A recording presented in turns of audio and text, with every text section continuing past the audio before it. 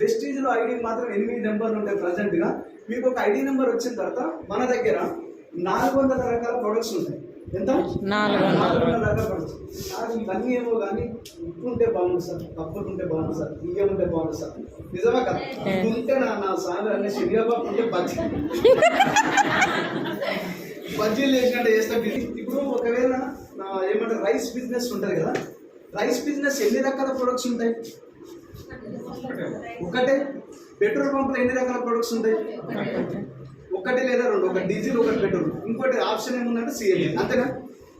ఒక ప్రోడక్ట్ 2 ప్రోడక్ట్తోని కొన్ని వేల కోట్ల టర్న్ ఓవర్ చేసినప్పుడు మన దగ్గర ఎన్ని ప్రొడక్ట్స్ ఉన్నాయి? 400 రకాల ప్రొడక్ట్స్ ఉన్నాయి. మరి నువ్వు ఎంత పెద్ద బిజినెస్ చేయాలి అలాంటప్పుడు? చేయాలా చేయద్దా? మన దగ్గర నేను చెప్తున్నా కదండి, మనం పెట్టుకునే బంగారం కలిపి ఉంటాయి, ప్రొడక్ట్స్ మాత్రం కలిపి ఉండదు. విషయం చెప్తాను. ఇప్పుడు నాకంటే మెడికల్ ఫీల్డ్ గురించి తెలియదు కాబట్టి ఓకే. కొంతమంది దగ్గరికి పోయినప్పుడు ఈ ఫార్ములా ఏంటి, ఇది ఎట్లా తయారైతుందో చెప్పని నన్ను అడుగుతాను. నాకైతే తెలియదు, నేను సైంటిస్ట్గా. నిజమా కాదు?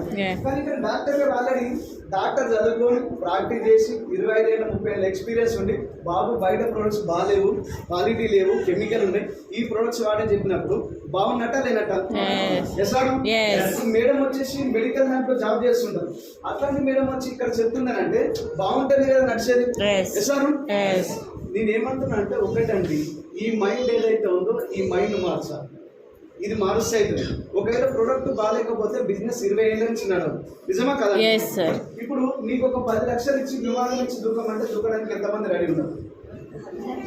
పారాచూట్ లేకుండా మీకు ఒక 10 లక్షలు ఇస్తా, విమానం నుంచి దూకమంటే దూకడానికి ఎంతమంది రెడీ ఉన్నారు? మేడం దేనికైనా చేద్దాం.